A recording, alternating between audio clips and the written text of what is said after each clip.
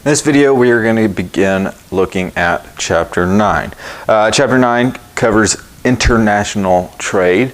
And we've already talked about trade. I mean, we had a whole chapter on trade and exchange, and now we have a chapter on international trade. Really, there shouldn't be two chapters for this. Trade is trade. We talked about how trade makes people better off, and we talked about a bunch of different reasons why that's the case. And that's the same is true for international trade. However, it's oftentimes gets kind of pushed into its own category, right? But we are going to look at international trade. Really, all we're doing is just looking at different protectionist policies and their effect on kind of the marketplace, right, and total surplus. That's really ultimately all we're doing in this chapter. But let's go ahead and get started. In this video, what we're going to do is just kind of get the basic model of an international market with free trade. Then in the next video, we will be looking at what happens when we include kind of protectionist policies. Then we'll talk about the costs of protectionism, and then we'll talk about some arguments for protectionism. So kind of four videos probably total for this chapter.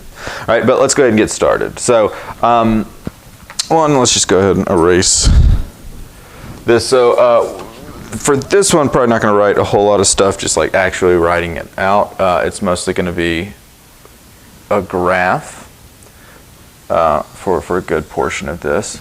All right, so here we're going to have our price, our quantity.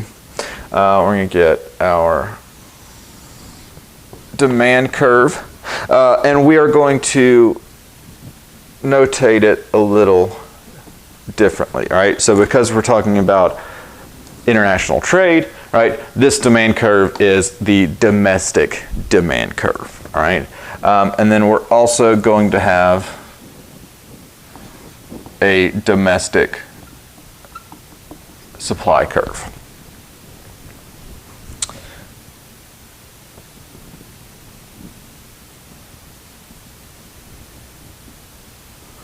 All right, with no free, so this would be kind of a domestic market with no trade. Right, so the domestic market is having to kind of fend for itself, right? And so our equilibrium price and quantity, right here, I've got P in T. That's going to be price, no trade, and then Q in T, quantity, no trade. So this is the equilibrium with no international trade. All right, so now let's actually go ahead and add free trade. Right, and there are a couple of assumptions, or really just one big assumption. All right, we're going to assume that the world supply, the world market is large enough that it doesn't matter how much of the good is bought or sold domestically.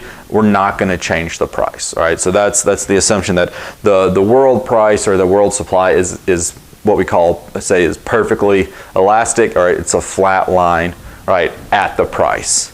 All right, so if this is, let's see, how do I want to notate that? PW, all right, so this is the world price.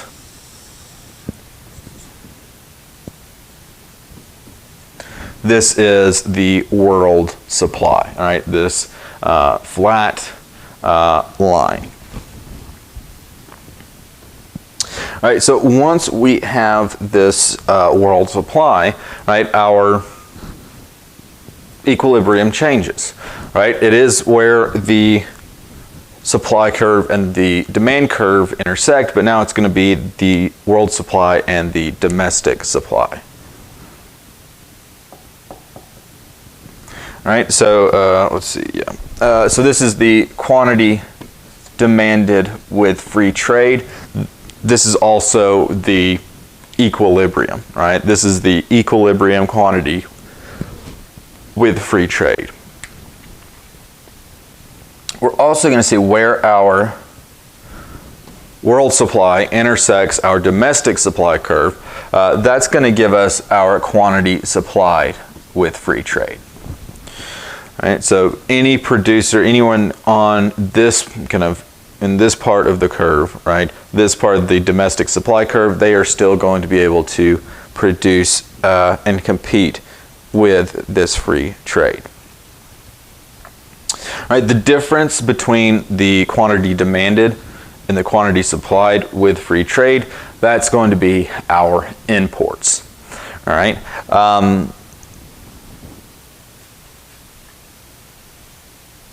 I'm going to write some of this stuff down, but there's a couple of other things I want us to do with this graph before I erase it. All right, so one thing I want us to note, and then we'll write down some kind of more kind of definition type stuff, or just notes. Before we kind of had free trade, right? Before we introduced this world supply, the consumer surplus was this triangle, and the producer surplus was this triangle.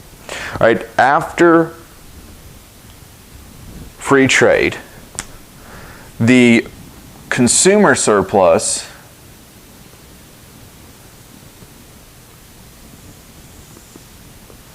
becomes this blue triangle, and the producer surplus becomes this red triangle. All right, so by opening up to free trade, all right, we really expand consumers' surplus because, one, not only is it taking up some of what used to be producer surplus, but there's also this new area that until then had not been tapped at all, right? An untapped resource. All right, I just had a coughing fit. I'm planning on cutting that out because I doubt that was good for audio. So if there was a weird cut, that's why. Also, if I sound kind of weird still. All right, so that's our model. We'll dive more into this kind of what's happening with this change in consumer surplus and producer surplus in probably in the next video. But I wanted to go ahead and show that. All right, so now let's kind of just jot down a couple of things.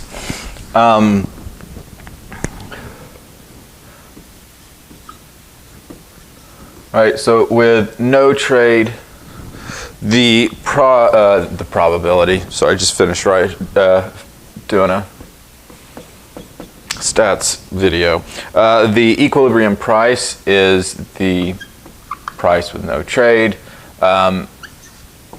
Equilibrium quantity is quantity no trade. All right, nothing too drastic there. All right, once we have free trade, all right, our equilibrium price will be the world price, right? And our equilibrium quantity will be the quantity demanded with free trade.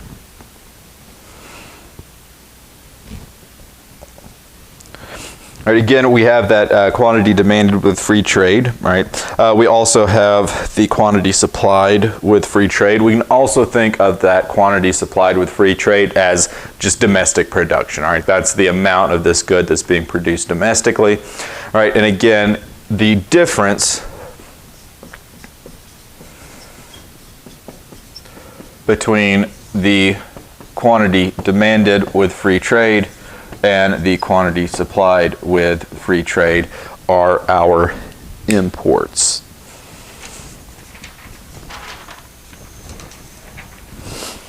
All right. And I think that is it. All right, so this is kind of the basics of that model. We saw that with an increase, or with the introduction of free trade, we saw consumer surplus increase, and in fact, total surplus increased, right? Because we didn't lose any part of our original, and we gained some, right? So with the introduction of free trade, the total surplus was increased. Consumer surplus was certainly increased.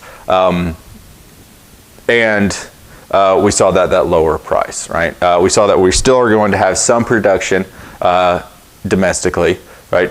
Depending on the product, right? According to our graph we did, but that's not necessarily guaranteed, right? But regardless of that, we saw those changes, right? And of course, we also saw that the producer surplus really went down, right? So, you know, what's going to become of that?